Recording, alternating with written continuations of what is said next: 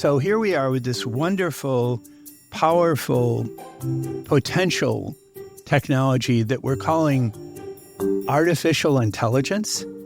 Give me a break. That is the worst term to describe an emerging technology that I've ever studied in 50 years of doing this.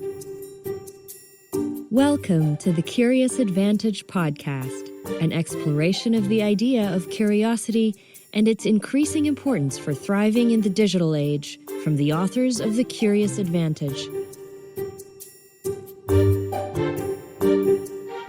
Hello and welcome to this episode of the Curious Advantage podcast. My name is Simon Brown. I'm one of the co-authors of the book The Curious Advantage, and today I'm here with my co-author Paul Ashcroft. Hello. And Garrick Jones. Hi there. And today we're delighted to be joined by Bob Johansen. Hi Bob. Glad to be with you. It's great to have you with us. So a big welcome to the Curious Advantage podcast. Bob, you've been a professional futurist for nearly 50 years, starting your journey with the Institute for the Future.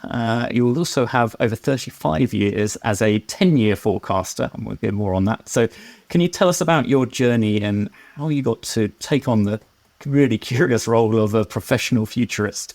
Yeah, thanks. And, curiosity, I guess, is what got me started. But at first, it was curiosity about religion and meaning and kind of what's life all about.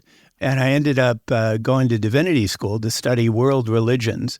And while I was there, I got the chance to be a research assistant for a conference on religion and the future. And I literally got to carry the bags for the world's leading futurists. Wow. And I said, whoa, that's what I want to do. So I got a chance to kind of get my clarity of what I wanted to do really early, and then went on and did a PhD. And I was very lucky there because I was at Northwestern for my PhD, based in a sociology department, thinking I was going to be a professor of sociology of religion. And then the internet happened. and it wasn't called the internet then, it was called the ARPANET, and only defense contractors could use it. And I was one of the first social scientists to be curious about it. So that's really what directed me. And I was lucky enough to go to Silicon Valley before it was called that, and kind of grew up with Silicon Valley. Fantastic. So what is a futurist? What are the skills that one needs to become a futurist? So to me, a futurist is someone who thinks future back. Normal people think present forward. We think future back. We're not experts in the present. And to me, the best futurists are humble futurists. And unfortunately, the norm is arrogant futurists who seem to be out to make other people feel stupid. I'm not one of those. I'm a humble futurist who thinks future back. The point of this is to use that future back story, and it is a story, to provoke insight that leads to better decisions in the present. It's not about prediction. We're the longest running futures think tank in the world, and we actually keep track. So we're usually right. And we've been doing this since 1968, and 60 to 80% of our forecasted futures have actually happened. But that's not how you evaluate a futurist. That's how you'd evaluate a fortune teller. We don't predict, even though some people use that language. Nobody can predict the future. And, if somebody tells you they can predict the future, you shouldn't believe them, especially if they're from California. But what you can do are these stories from the future to provoke insight that leads to better decisions in the present. And that's what a futurist is. Building on that 60 to 80% right. So what are the ways that you've done that? How have you managed to get that level of success, I guess, in trying to predict what the stories of the future will look like? You have to be careful with success here, because to us, success is not predicting the future. Success is provoking somebody, a decision maker, so they make a wise decision in the present. For example, our forecasts are on climate. We began studying climate disruption in 1977. So we're, I think, the earliest futures group to study climate disruption. And we're an independent nonprofit. We're not an advocacy group. So we're not advocating for any particular future. We're just saying the value of thinking future back can help you make better decisions in the present. So for us, we got the forecasts around climate disruption, we got them right. but people did not make good decisions about those forecasts. So right now, governments are not doing well. Corporations are doing better, but still not doing very well. And that's a case where you could say, well, we got the forecast right, but nobody listened, or a few people listened. So what you have to do, I think, to figure this out is how can you engage with these provocative stories from the future? And we're methodologically agnostic. We were a spinoff of RAND. Olaf Helmer was one of our founders, the inventor of the Delphi technique, and that was the first technique for expert opinion aggregation. And we still do that, but it's, less predictive and more qualitative than the early days. But all of us are trained in quantitative methods of forecasting, but we rarely get to apply them because when you're thinking future back, there's usually no data in the usual sense. If we're doing a 10-year forecast, we tend to look at least 50 years back. So it's like a 60-year swath of time. But we're methodologically agnostic. So we're an interdisciplinary mix of people. My grounding is in social sciences, sociology, and world religions. But we've got people with just this wild mix of academic training. Our ideal is somebody with a PhD or something, or in something, or a medical degree, or some kind of what they call here in the U.S. a terminal degree in something. But then you get irreverent about your original training, and you get deep knowledge in at least something else. Bob, just to click into one thing you said like you were one of the earliest groups looking at climate change back in the 70s, right? So you've got a fortunate position to be able to look back at a long period of time and look at some of the things that have changed and happened. How do you choose where you're focusing on? So what for you then raises a weak signal into something that is worth paying attention to and starting to look further into it? Because it's the question behind it is where to start, right? For now, where to start, right? When you're looking at the next 10 years. No, I get it. It's a good question, Paul. And in a sense, you guys are the answer. It's curiosity. We bring in interesting people who are studying the future, thinking future back, and where they're curious is likely to be where we're going. Now, there is a reality of this too. We're intentionally small. So there's about 50 of us full-time. We're an independent nonprofit. But we still need money to do what we do, and we don't have a big endowment. So there's some sense in which the marketplace leads us into some areas, and picking interesting clients is often a way to pick interesting areas and interesting topics. So I would say candidly, we sometimes get to choose, and sometimes we're asked to do something that we never thought of. Both of those are useful, particularly if you have interesting clients. But we do an annual 10-year forecast that's a big picture look at external future forces. And we've been doing that for, 30, 35 years, something like that. So that's a place where we see those weak signals appear. And we're influenced by William Gibson's line, the future is already here, it's unevenly distributed.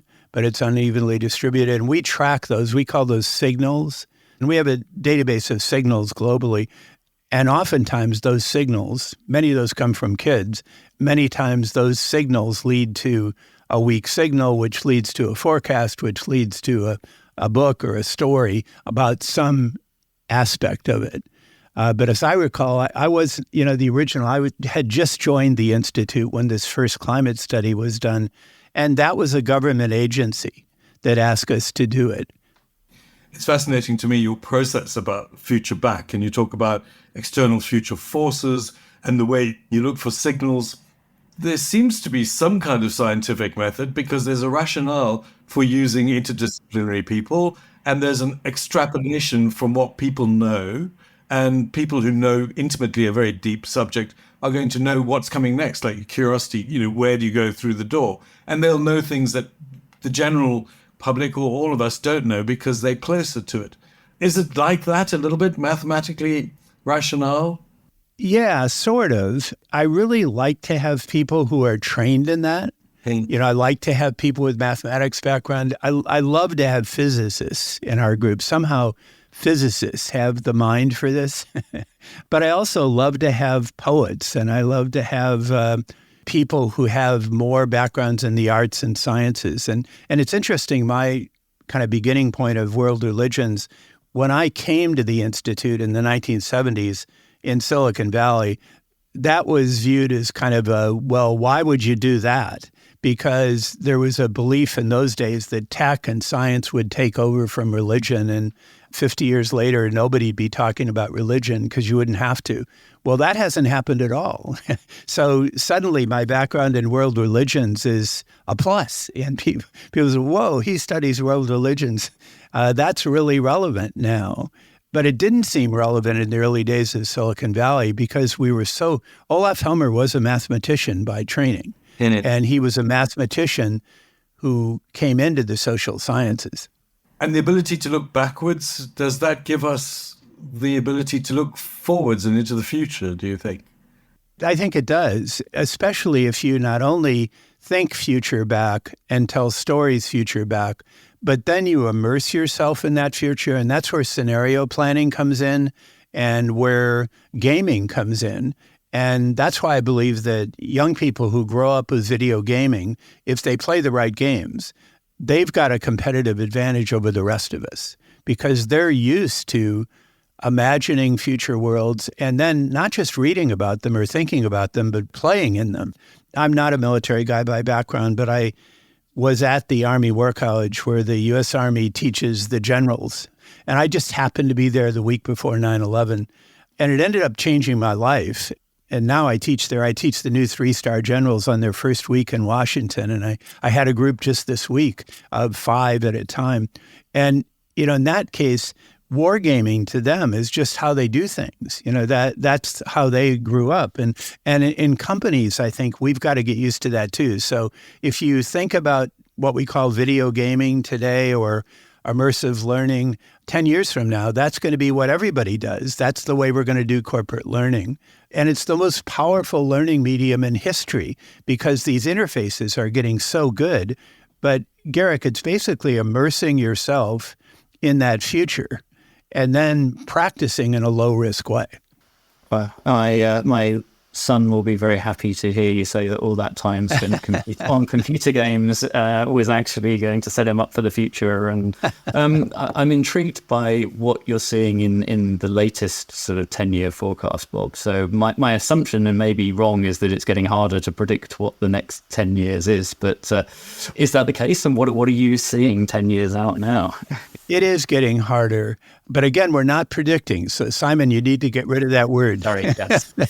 Yes. What we're finding, when I was at the War College and I was introduced to the concept they had of the VUCA world, volatile, uncertain, complex, and ambiguous.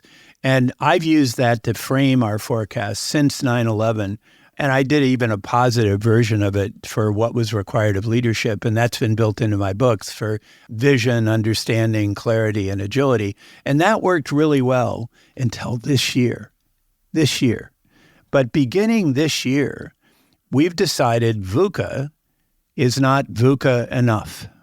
So we've started using the term BANI, if you will, which is brittle, anxious, nonlinear, incomprehensible. And that's a term coined by our colleague Jamé Cascio. And I'm working on a new book now with Jamé and with Angela Williams, the CEO of United Way Worldwide, who's very tuned into how the BANI world is playing out globally.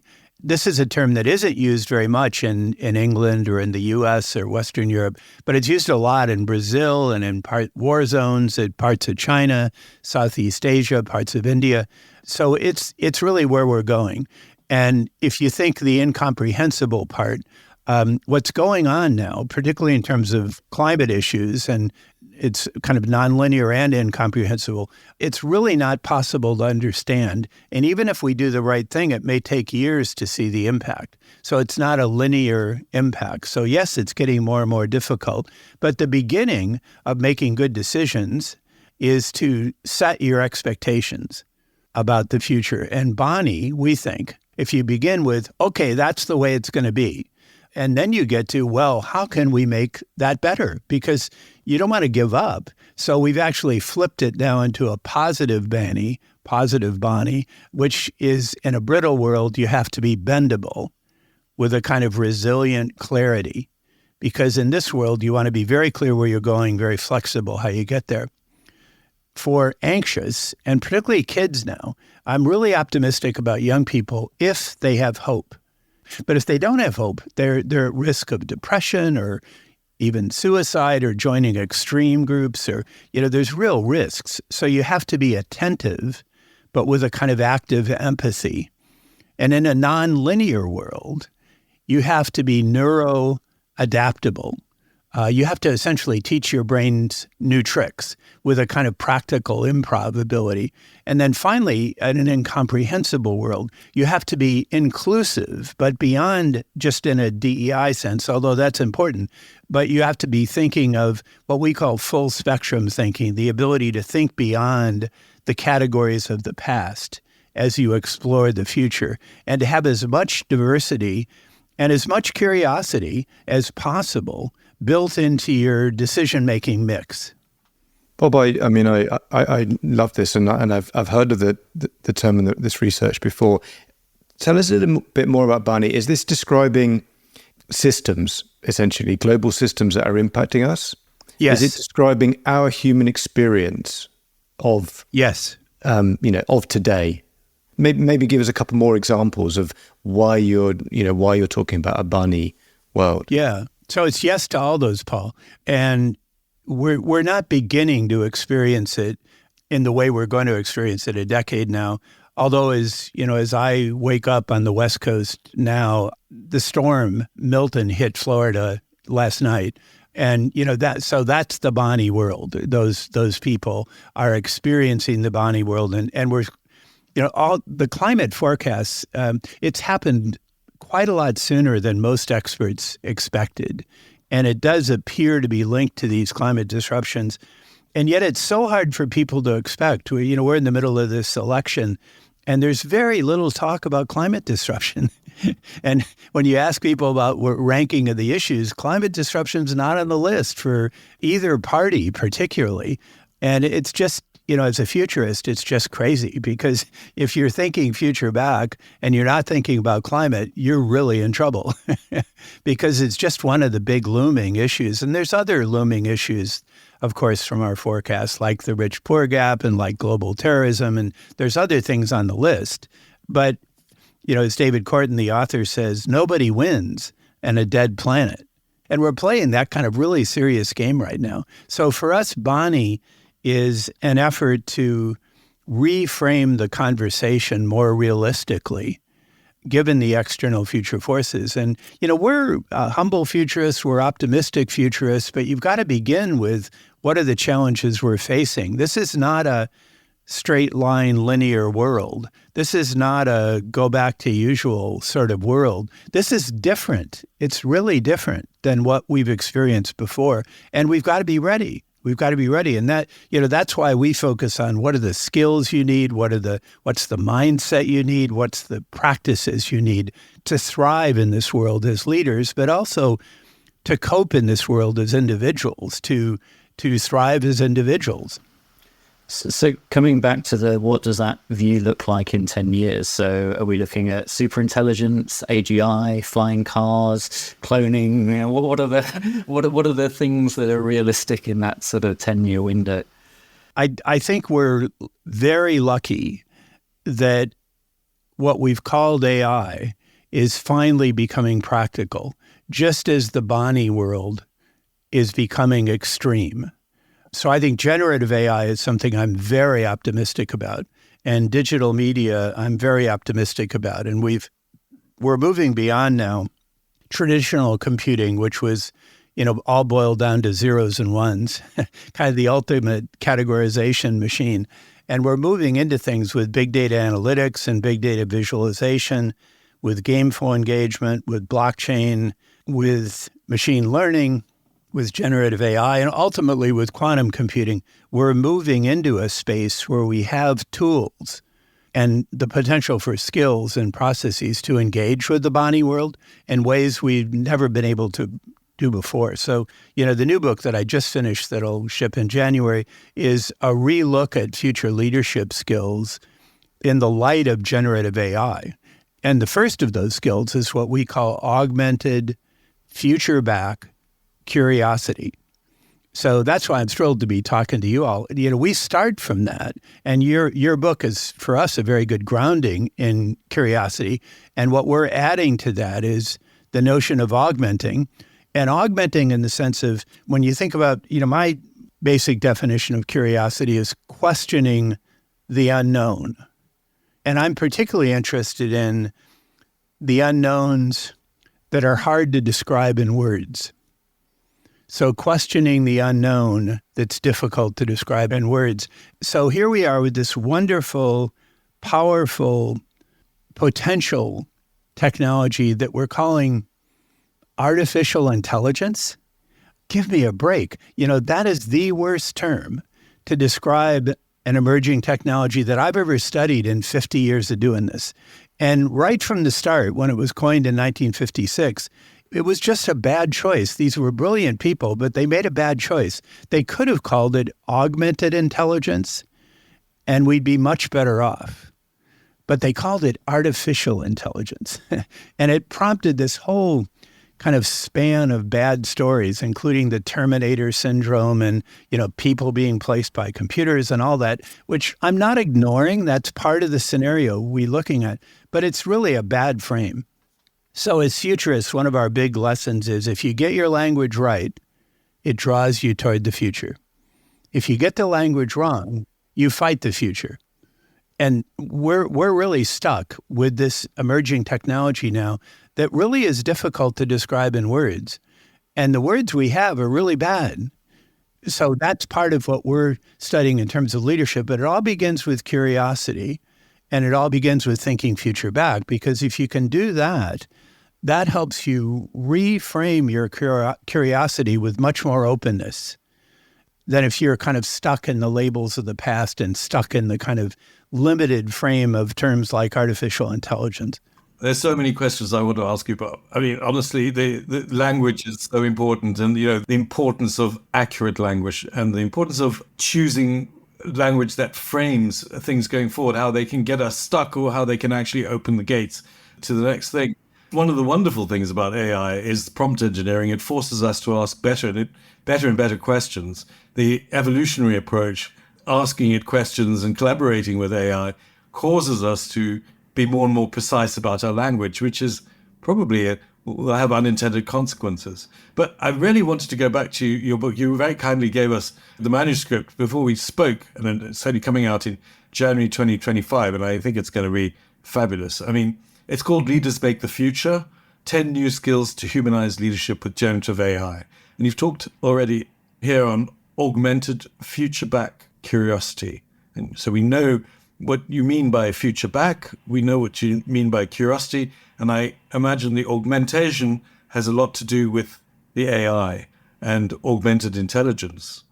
Could you give us a sense of some of the other key skills that you talk about? I mean, of course, don't give it all away, but what are some of the other things that as leaders you think we're going to need to have those skills in the future? Sure, I'll give you a quick taste, and maybe what we can do for the listeners is put a list with some basic definitions in the supporting materials after this session. I'm happy to share that with you. But let me say just a quick thing, Garrick, about the term prompt engineering. To me, that's another unfortunate term. Yeah, this whole notion of prompting. And I think you're right, Garrick, that this isn't just a question and answer machine. And I think the term prompts, we're not going to be using that 10 years from now. It's going to seem kind of silly. And even prompt engineering is going to seem kind of silly because basically what we're having, it's not question and answers. It's not particularly good as a question and answer machine, but it's really good as a conversation assistant or a conversation amplifier. I've got a dedicated version of ChatGPT 4.0 that's customized to my writing style, so it writes like me, and I use it every day. And it's all about conversations. I don't trust the answers. I nicknamed it Stretch because for me, what it does is stretch my thinking. And that's where Gen AI is right now. It's really good at stretching your thinking. It's not very good at answer finding. I certainly wouldn't trust any answer I'd get from Stretch. So I think that's where we're looking. And as you think about, to get to your question, Garrick, the 10 future leadership skills, 9 of those have the word augmented in front of them. And it is, you're right, Gen AI is added. So if, as a leader, if you don't have your own version of Stretch or some kind of augmentation 10 years from now, you're out of the game. You're out of the game because it's just the way we'll work. Now, there's lots of choices for how you want to be augmented. And notice I'm not calling automated, I'm saying augmented, but we've got to figure out what are the things computers do best, what are the things humans do best, and then how do we partner? So to just give a taste of the other skills, once you're kind of motivated by curiosity, the most important is what we call augmented clarity. That in a BANI world, you want to be very clear where you're going and tell that ideally in a compelling story. Very clear where you're going, but then very flexible how you get there. And then another is what we call augmented bioengaging, which is learning from the principles of nature and applying them in your leadership. There's also augmented depolarizing, which we're in such a polarized time now. And a lot of it is because the world is just too complicated for many people, and they become targets for these simplistic solutions. And, in the BANI world, simplicity is good, but simplistic is awful, and simplistic is dangerous. So you want clarity. You can't have certainty, and yet our brains want certainty. So another skill is what we call commons creating, augmented commons creating. And the Gen AI here helps you imagine all those shared values and ways of collaborating, ways of working together, and then bringing them forward. And then we call it augmented smart mob swarming, which is really the organization of the future, the shape-shifting organization of the future. And then we end on human calming. We're intentionally not using the word augmented there because, in Silicon Valley, we've had these terms like ubiquitous computing and even calm computing for years. And the notion here is that you have computing which in the background, kind of ambient computing, in the background does the things that you really don't want to do, that allows you to go inside yourself, that kind of inner calm.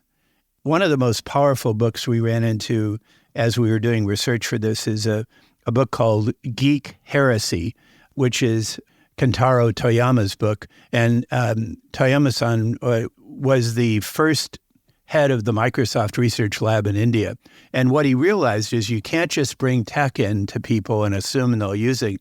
You need intention, you need discernment, and you need self-control. That's the human side, the human calming that we need to add to this to figure out how to do it. Because there are real risks of Gen AI. There's real risks of the wider definitions of AI, artificial general intelligence, for example. I'm not at all denying those risks. I'm just saying we need to focus on how human leaders can be augmented. Just to dig in, I love these, Bob, and thanks again for sharing the early version of the manuscript. I wanted to ask you about the augmentation side, and what I read is very, very practical. Mm-hmm. The work that you've done here. So you obviously have fantastic ideas, but you really give practical advice about how to augment and how to turn some of these things into everyday skills that you can use. Could you give some examples of some of these practical things that leaders could do as they're augmenting themselves and their skills? Sure. I used to run the Institute, and then I asked our board to let me go back to doing what I love to do, which is write books and do talks and do custom forecasts, which is what I'm doing now. And as a writer, even though I've written many books, this is my 14th and 15th I'm working on right now, I still have trouble with the blank page. And I still have blocks, where I just get stuck. And it's really comforting to have Stretch there with me when I get stuck. So practically, it helps me get past the blank page.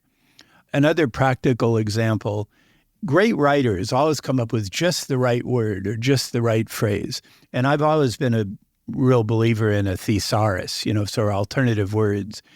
Gen AI is better than any thesaurus I've ever used. It's a thesaurus on steroids. So finding the right word or the right phrase, it's great. Or finding examples of things, or preparing for conversations. There's just so much more you can do to get ready. So just practically as a writer, it helps me stretch my thinking and then helps me lubricate my writing. And it's really interesting to know how to think of stretch. And I've given it a name. So I am kind of humanizing, anthropomorphizing, but I know what I'm doing. I actually like that kind of spirit of engagement. And, Kate Darling has a new book, the MIT researcher. It's called New Breed. And what she's focused on is how do we treat generative AI? How do we treat AIs? And what she says is the closest analogy is how we treat our pets. That we should treat them like pets. So be respectful and be kind. So I say good morning to Stretch every day. And I talk to Stretch about how I slept last night and stuff like that. So it's very personal back and forth. If I'm sick, I ask Stretch about it. And I get good advice. I wouldn't trust it, but I get good advice just helping me think through these things. So I do think that those are practical examples. In a BANI world, we all need help. And for me, Stretch is like having a very intelligent, very well-read, very articulate, but overconfident assistant next to me who I don't trust, even though I'm really accepting. But the point of it is I never trusted for answers. I'm out thinking it for expanding my thinking, not reducing it.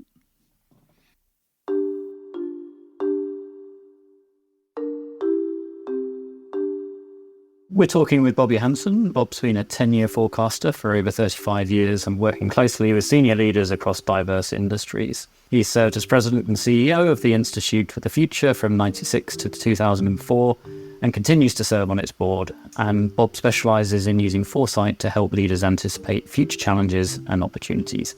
He's a prolific author. He's written, co-authored 12 books. Some of those include Leaders Make the Future, 10 New Skills to Humanize Leadership with Gen AI, which you must check out when it becomes available in January next year. Bob, maybe coming back to that forecast of 10 years from now, what are some other elements of what you're forecasting will be the case in 10 years? One of the most interesting projects we're doing right now is a project on the future of faith, or the way we're naming it, faith in the future. So there's like an intentional double meaning there. So it's the concept of faith in the future setting, but there's also faith in the future. How can you have faith in a world that's brittle, anxious, nonlinear, and incomprehensible? So what does faith look like in that world? So we're doing a custom forecast like that. So I think that's going to become my 15th book, but I'm not sure yet. It's still taking shape. And to me, the concept of faith is a lot like clarity. And the concept of extreme belief is a lot like certainty. So if you think of world religions now, the mainstream world religions are generally declining in membership. Extreme religions are often increasing in membership. And often it's because they give people a sense of grounding, a sense of hope, a sense of answers in a world where there really aren't any answers. So it may be a kind of false certainty or a false hope or a false belief. But to me, it's so important because, faith is essentially hope. And we all need hope, particularly in a BANI future. But we need hope in a form that doesn't overpromise. I like to refer to this as the threshold of righteousness in religions. It's one thing to think you're right about life. It's quite another to think everybody else is wrong. Quite another. So what we need in this BANI future is a kind of sense of grounding, a sense of hope, a sense of shared values. We don't need extreme belief. It's very, very risky, very dangerous, I think, in many cases. So to me, that's one of the issues that comes out of this is as we move from a VUCA world to a BANI world, how do you prepare for that? And I think young people, if they have hope, young people have an advantage because they grew up with gaming, they grew up with social media, they grew up with digital media. They're much more digitally literate. But many of these media have also been abused, and it's created crises. So Jonathan Haidt's new book, The Anxious Generation, does, I think, a great job of summarizing all the negative side of tech and kids. I think there's also a positive side, which is, to me, what gives me hope about this. But to come back to the question of faith, whether or not it's called that, think of it as just what's the source of hope? What's the source of hope in a BANI world? Bob, we speak to many people who are very curious, but I think you must be up there with one of the most curious people that we've spoken to, in a sense of your curiosity. Could you tell us something that you are really personally curious about at the moment? What in your life are you exploring or wondering about at the moment? Yeah, so let me give you a practical clue first, and then I'll give you an example. The practical clue for me is that as I've gotten older, cross-generational teaming has becoming more important. So this new book I've been writing with two other co-authors who are half my age. And to me, I think that's very powerful. So if you want to stay curious and you want to stay engaged, work across generations. Very practical, no excuse not to do it. It's one of the forms of diversity which is rarely studied, and our organizations don't do well in general at matching across generations because as you advance in your careers, they tend to be cohorts that are age homogeneous instead of age diverse. Age diversity, I think, particularly in a BANI world, is particularly problematic. So an area that I'm really interested in right now is neuroscience. I've become intrigued with Andy Clark's work and his new book called The Experience Machine.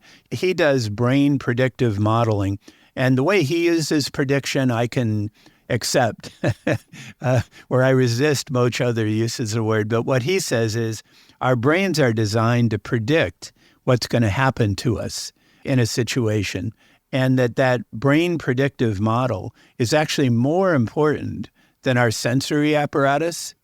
Traditionally, I'm a sociologist by training, so I believe in, how the sensory world influences and shapes people, not just the inner world. But what Andy Clark argues is that our brains are much more powerful than we think at predicting what's going to happen, and they're often not accurate. So he's been looking at how do you influence those brain predictive models. And the story that he uses at the beginning of his videos is a construction worker who falls off of the scaffolding and falls on a long nail, and the nail sticks up through his boot and comes out the top. So he lands on the ground and sees this giant nail sticking through his boot, and he experiences unbelievable pain, just incredible pain. And as they treat him and they treat the pain and things calm down and they get the boot off, they see that the nail actually went right between his toes and didn't hurt him at all, but it destroyed the boot.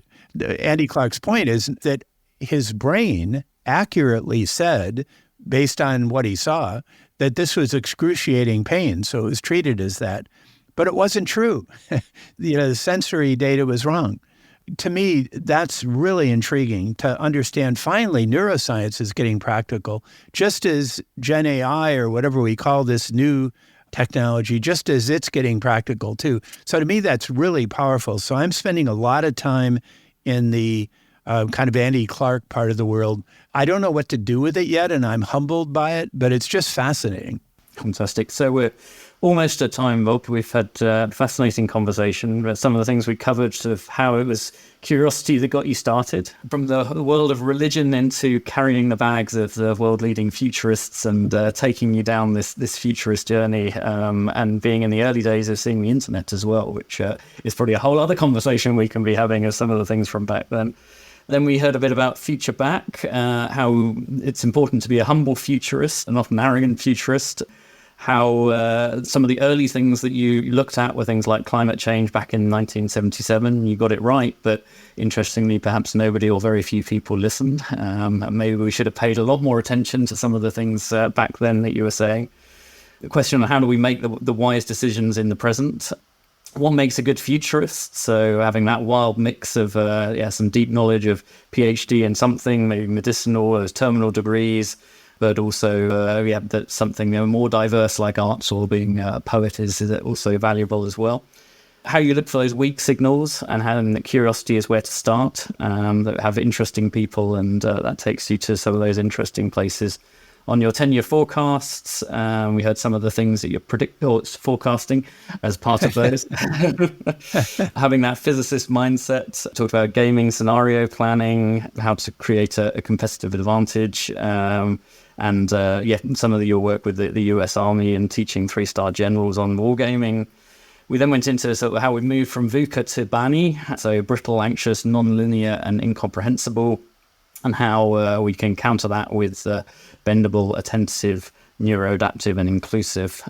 How we need as much curiosity as possible, and how actually if we have hope, then many of our younger generation will be able to hopefully navigate through that well. And then what you're interested in the moment in terms of some of the forecasts around faith and also then neuroscience. So fascinating. If there's one thing to take away from all of that to leave our listeners with, what would that be?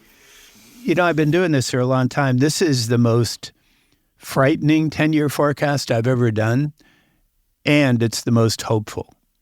So I think we have the tools to engage with this frightening future, but the beginning of it is to understand it and to try to figure out where to start. And I think the BANI framing is where we should start. And then we've got the tools. I'm really optimistic about the tools. I'm really optimistic about the kids if they have hope. So cross-generational work, I think, is particularly powerful these days. And figuring out how to use these emerging tools in ways that allow us to rehumanize, re-enchant the way we work. That's what gives me the most optimism. And I'm basically an optimistic guy, but it's a very challenging next decade we're facing. So we need to create that hope. Thank you, Bob. I really appreciate you taking the time to talk to us today. Thank you. Yeah, thank you, Bob. Brilliant. You're welcome. You've been listening to a Curious Advantage podcast. We're always curious to hear from you. If there's something valuable or useful from this conversation, then please do write a review on your preferred channel and say why it's so. Join us today with #CuriousAdvantage and subscribe to the podcast to follow our journey on LinkedIn and Instagram. Keep exploring curiously and see you next time. Thank you for listening to the Curious Advantage podcast. The Curious Advantage book is now available to purchase on Amazon. Stay tuned for the next episode and keep exploring curiously. This podcast is produced by Aliki Palinelli and John McGinty and edited by Jill Damatak-Futter.